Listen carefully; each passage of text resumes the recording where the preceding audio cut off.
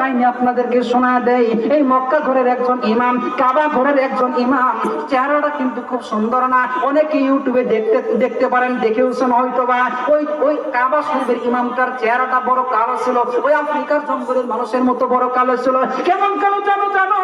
কেমন কালো জানো? আজকে আপনি ইউটিউবে সার্চ দেন, এই যে মাইকের উপরে, এই যে মাইক্রোফোনটার উপরে কালো দেখা যায়, ঠিক ওই ইমামটাকে দেখতে খুব বেশি কালো।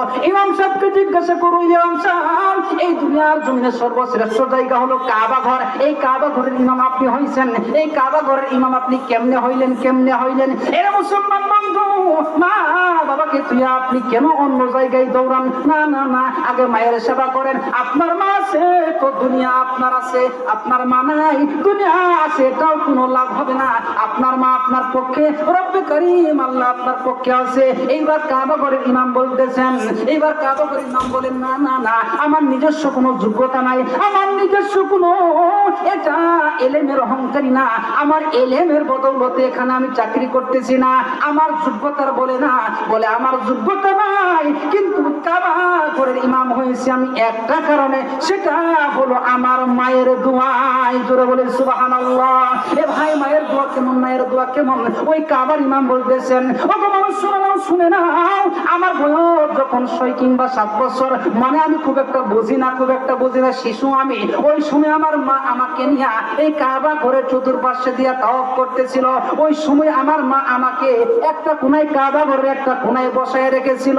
আমার মা, এখানে যারা হাজি আছেন তারা জানেন, কাবা ঘর চক্কর দেওয়া লাগে 7টা, একটা করে চক্কর আমার মা দেয়, একটা করে পাক আমার মা দেয়। আবার এসে দেখে আমি আবার ওই কাবা ঘরের দেওয়াল ধরে এরকম ডাকাডাকি করতেছি, এরকম নড়াচড়া করতেছি।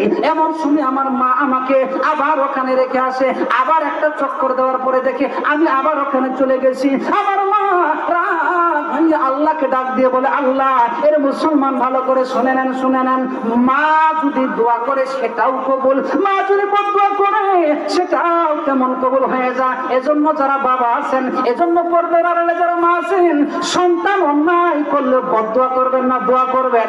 এবার মা খুব রাগ হয়ে গেল। ওই কাবা ঘরের ইমাম বলে, আমার মা খুব রাগ হয়ে গেল, যে রেখে আসি বারবার চলে আসো। রাগ হয়ে আমার আল্লাহর কাছে আমার মা ডাক দিয়ে বলে, আল্লাহ, আমার এই ছেলেটার জন্য তো আমি আপনার ঘর কাবা তাওয়াফ করতে পারতেছি না, বড় ডিস্টার্ব করতেছে। আমার এই সন্তানকে আপনি এই কাবা ঘরের ইমাম বানায়া দিয়ে সেই দুয়ার বরকতে আমার আল্লাহ আমাকে কাবা ঘরের ইমাম বানাইছে। এ মুসলমান, কি সমস্যা আপনার আছে? মাকে বলেন, মা গো, একটু রবের সাথে একটু বলে দাও। আমার মাকে বলো, মা, রবের কাছে একটু বলে দাও, নামাজ পড়ে একটু দোয়া করো। এই মায়ের কাছে মাঝে মাঝে একটা আপেল নিয়ে যাবেন, একটু আঙ্গুর নিয়ে যাবেন। আপনার সন্তানের জন্য যা কিনবেন, ওবহু তার চাইতে আরো ভালোটা কিনে মাকে দিবেন। মাকে দিয়ে বলবেন, মা গো, একটু আমার জন্য দোয়া করো মা। এ মুসলমান বন্ধুগণ, এই দুনিয়ার জমিনে সন্তানকে খুশি করা যায় না, কারণ সন্তানের বাজেট বেশি থাকে। ঈদের মধ্যে সন্তান বলে 5,000 টাকা লাগবে, বিয়ে বলে 20,000 টাকা লাগবে। কিন্তু মুসলমান 20,000 দিলেও বিবি খুশি হয় না, 5,000 দিলেও সন্তান খুশি হয় না, তার আরো লাগবে। কিন্তু এই দুনিয়ার জমিনে অল্প টাকা দিয়া যাকে খুশি করা যায়, বিবির জন্য 5,000, তবুও বিবি খুশি না। মায়ের জন্য 500 টাকা দিয়ে শাড়ি নিয়ে আসবেন, মায়ের জন্য 500 টাকা দিয়ে একটা শাড়ি নিয়ে আসবেন। মাকে বলবেন, মা, তো পারলাম না। মা খুশি হয়ে যাবে, কেন রে বাবা, আমার জন্য নিয়ে এসেছো? তোমার সংসার তো বড় হবে, এটা তোমার স্ত্রীর জন্য আনলেও পারতাম।